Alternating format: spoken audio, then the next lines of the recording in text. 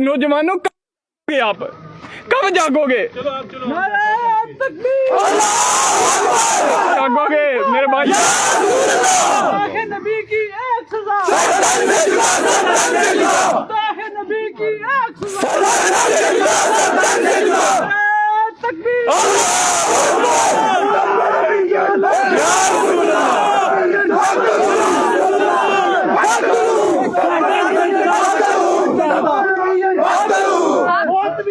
लब्बैक लब्बैक लब्बैक या रसूल अल्लाह, लब्बैक लब्बैक या रसूल अल्लाह, लब्बैक लब्बैक या रसूल अल्लाह, लब्बैक लब्बैक या रसूल अल्लाह, लब्बैक लब्बैक या रसूल अल्लाह, लब्बैक लब्बैक या रसूल अल्लाह, लब्बैक या रसूल अल्लाह। दो लोगों को हमारा किसी रिलीजन को कुछ नहीं है, हमें वही कर रहे हैं जो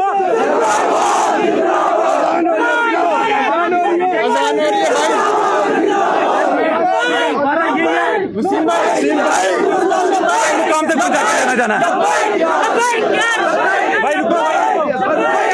आप देख रहे हैं इस समय बठिंडी मस्जिद में जोरदार प्रदर्शन हो रहा है कि हुजूर अकबर सल्लल्लाहु अलैहि वसल्लम हुजूर पाक जो है उनकी अम्मी जान यानी आमना बीबी के लिए अब शब्द कहे गए हैं।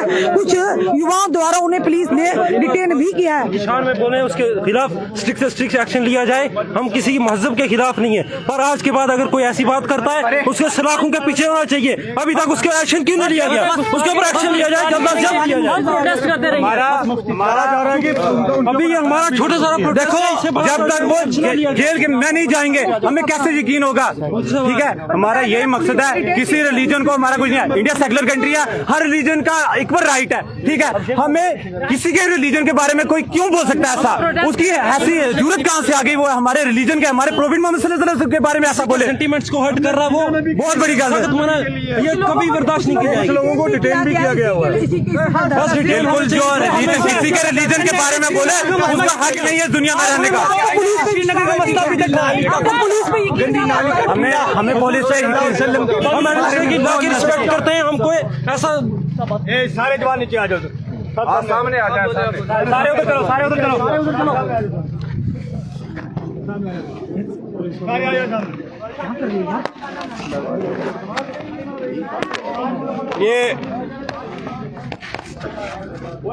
ये जवान सारे आगे आ जाओ, एक मिनट, ये रास्ता बंद करो तो इधर के लिए आगे आओ जवान सारे जवान आगे आ जाए, तो इधर के लिए गाड़ियाँ रुकेंगी।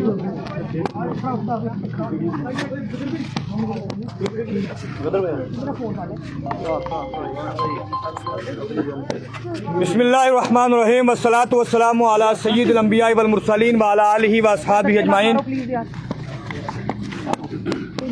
बड़ी तवज्जो के साथ जितने मेरे जवान यहाँ मौजूद हैं, मैं पहले इनसे मुखातब हूँ। अवलीन बात यह है कि आका करीम सल्लल्लाहु अलैहि वसल्लम की इज़्ज़त हुर्मत के ऊपर उम्मत मुस्लिमा का हर फर्द कल भी जान देने को भी तैयार था, लेने को भी तैयार है। और क़यामत इंशाअल्लाह उम्मत मुस्लिमा के हर फर्द तवज्जो रहे, बड़ी गौर से मेरी 4-5 बातें सुने। और मैं जितने जवान यहाँ मौजूद हैं, मेरी सबसे गुजारिश है कि इंशाअल्लाह जो मैं कहूँगा इंशाअल्लाह उस पर आप लब्बैक करेंगे। और मैं जितनी बातें आपसे करने वाला हूँ ये अल्लाह रब्बुल इज़्ज़त को हाजिर नाजिर रखे। मैं बगैर किसी सौदे के हुजूर की इज़्ज़त और हुर्मत के ऊपर 2-4 बातें करेंगे तवज्जो के साथ। जितने ये मीडिया वाले अहबाब मौजूद हैं, इनके ज़रिए से मेरी 2-4 बातें आगे पहुँचना चाहिए। पहली बात ये है, हर तीसरा बंदा इस टाइम उठकर हुजूर की शान में अल्फाज इसलिए बयान करता है कि वो शोहरत की खातिर, वो ये चाहते हैं कि ताकि लोग रोडों पे आएँ और हमारा नाम जिसको कोई भी ना जानता हो और वो अपने नाम की शोहरत की गर्ज से इस किस्म के अल्फाज इस्तेमाल करता है। लेकिन एक बात ज़हन में रखें कि जो नामों की शोहरत के लिए ऐसा काम करना चाहते हैं उन तक ये हमारा पैगाम पहुँचना चाहिए कि हमारा ईमान और अकीदा ये है कि दुनिया के सारे नाम हुजूर के नामों के बाद है।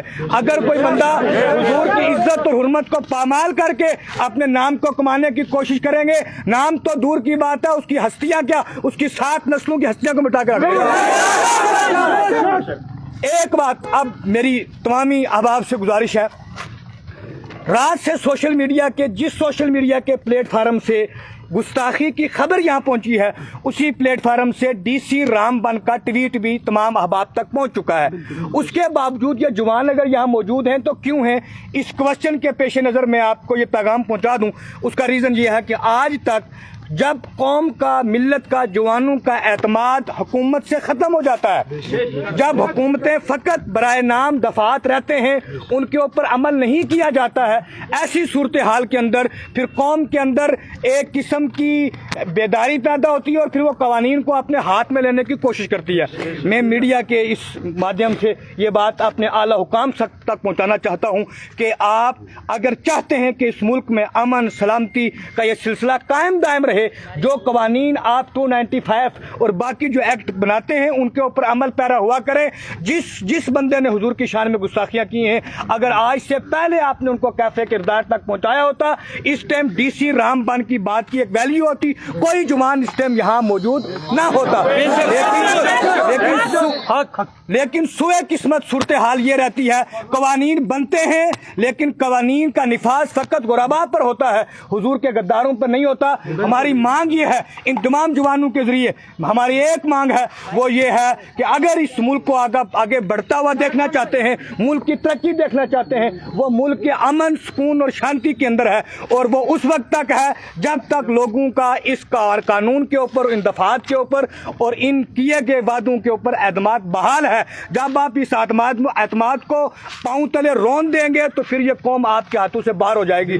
आज मैं इंशाअल्लाह अज़्ज़-व-जल इन जवानों को अपनी जिम्मेदारी के ऊपर रोक रहा हूं, लेकिन ये बात मैं वाज़ेह कर देता हूं कि अगर उस जवान को, उस जालिम को, जिस खबीस ने ये गंदे अल्फाज कहे हैं, अगर उसको अरेस्ट ना किया 24 आवर के अंदर और उसको कैफरे किरदार तक ना पहुंचाया गया, तो फिर ये जो जवान है ये रोडों पे निकलेंगे, उसके जिम्मेदार तमाम ही लोग होंगे और जितने अहबाब मौजूद हैं वो सारे इसके जिम्मेदार होंगे। लिहाजा मेरी गुजारिश है डीसी रामबन से भी कि वो अपने वादे पर कायम रहते हुए, उन्होंने बड़ा खूबसूरत ट्वीट किया है, बहुत लंबा चौड़ा ट्वीट किया है, मैं उनका शुक्रिया भी अदा करता हूँ, लेकिन मेरे मुँह में वो जुबान नहीं है कि शुक्रिया मैं कैसे अदा करूँ, क्योंकि वो ट्वीट की हद तक, दफात की हद तक रहता है लेकिन अमल पैरा नहीं किया जाता। अब हम तमाम इन जवानों की तरफ से मेरी इंशाअल्लाह बात पर आप लब्बैक करते हुए, अब ये जुलूस आगे नहीं जाएगा। मेरी ये गुजारिश है, तमाम जितने ये पुलिस के कारकुनान मौजूद हैं, मेरी इनसे भी गुजारिश है कि इस मसले को आगे, जो आपने टीमें मुतय्यन की हैं, सुबह से मैं इस छानबीन में लगा रहा हूं, जिस नतीजे पर पहुंचा हूं वो ये है कि बाकायदा तरीके से टीमें तैयार हो चुकी हैं। 24 आवर के अंदर उस जालिम को, उस खबीस शख्स को गिरफ्तार किया जाएगा। मेरी गुजारिश है कि इसके ऊपर अमल किया जाए।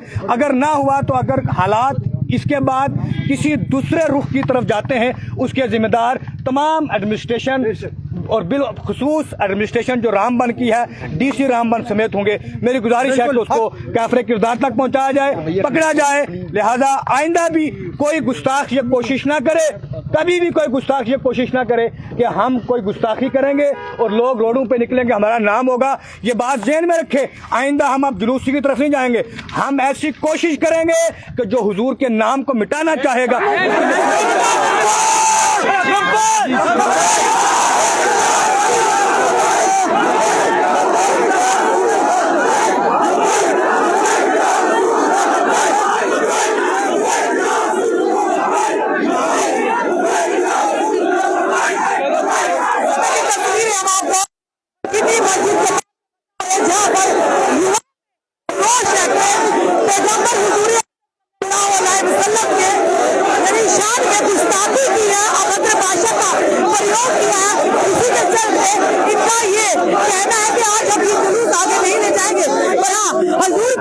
गुस्ताखी करने वालों को सख्त से सख्त कार्रवाई उन पर होनी चाहिए। अब आपने मुझे यहाँ बुलाया है, मेरी बातों की लाज रखते हुए आप अपने लाइब्रेरी में जाएं, तालीम का सिलसिला जारी इंशाअल्लाह।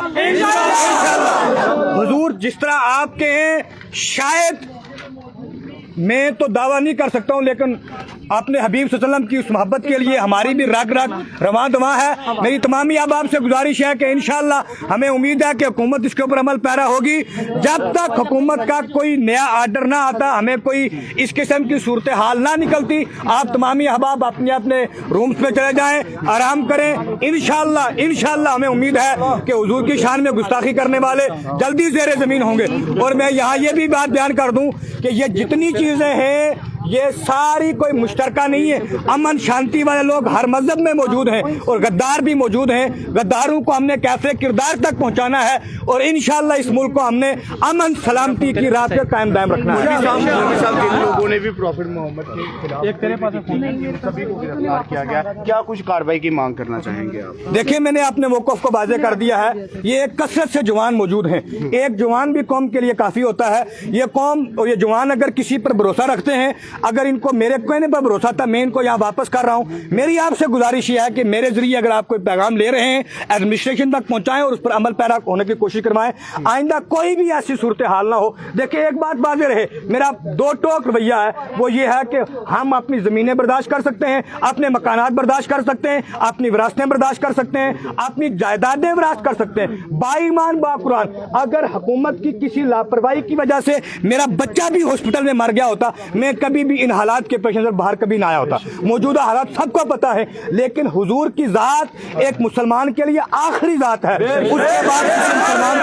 उसके बाद किसी मुसलमान को जीने का हक बाकी नहीं रहता। मस्जिदें जाएं, सब कुछ चला जाए, लेकिन हुजूर की इज्जत हुर्मत को हम कभी पामाल करना नहीं चाहते हैं। लिहाजा मेरी गुजारिश ये है कि अगर उसको पकड़ा है, कश्मीर का मसला हुआ, वहां भी गुस्ताखे रसूल को छोड़ दिया गया। ऐसी सूरत हाल ना अपनाया जाए। इस तरह की सजाएं होनी चाहिए ऐसे लोगों के लिए जो इस तरह बेबाकी से कुछ भी लिख देते हैं। देखें, सबसे बड़ी बात यह है, अगर आप ये चाहते हैं कि इस मुल्क को बचाया जाए, एक किसी बंदे को जो इस किस्म का संगीन जुर्म करता है उसको आप फांसी के तख्ते पर लटका दें।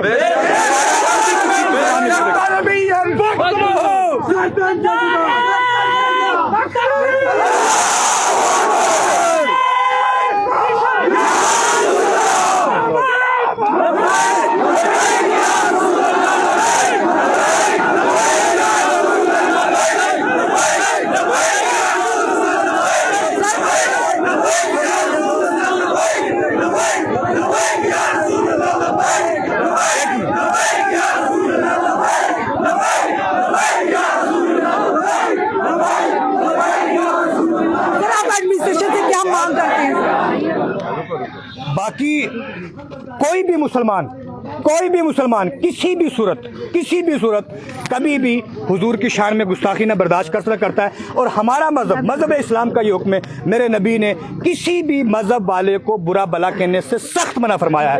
और जो पक्का सच्चा मुसलमान है वो कभी भी किसी मजहब और किसी भी दीन, किसी के माबूदों के बारे में कभी गलत नहीं बोल सकता और ना आप ऐसी मिसालें पेश कर सकते हैं। अगर कोई ऐसा करता है, वो अगर हमारे मजहब का भी है, हम कहते हैं हमारे सामने उसको फांसी पर लटकाओ, उसको कैसे किरदार तक पहुंचाया जाए। और लेकिन हमारे नबी की शान में कभी गुस्ताखी ना बर्दाश्त की जाएगी और ना उम्मत मुस्लिमा करेगी। मेरी आपसे यही गुजारिश है कि अमन सलामती को बहाल रखने के लिए हमें एकजुट होने की जरूरत है। दिगर जितने यहाँ गैर मज़ाहिब के लोग आए हुए हैं, हम आपसे भी ये पैगाम देते हैं, आप हमारे वहाँ आएँ, हमारे अखलाक को देखें। ये जवान इतनी कसरत से मौजूद हैं, ये हमारी दूसरे मजहब की माएँ बहनें आई हैं। अगर कोई जवान इस्लाम के मजहब की खूबसूरती देखें, कोई जवान किसी औरत के साथ टच होने की कोशिश करेगा, मैं उसके हाथ काट के रख दूंगा। ये हमारे मजहब की खूबसूरती है। आप यहाँ आए हुए हैं, इतने प्रोटेस्ट में आए हुए हैं, मुझे बताओ आप अपने आप को सेफ समझ के आए हैं कि नहीं आए?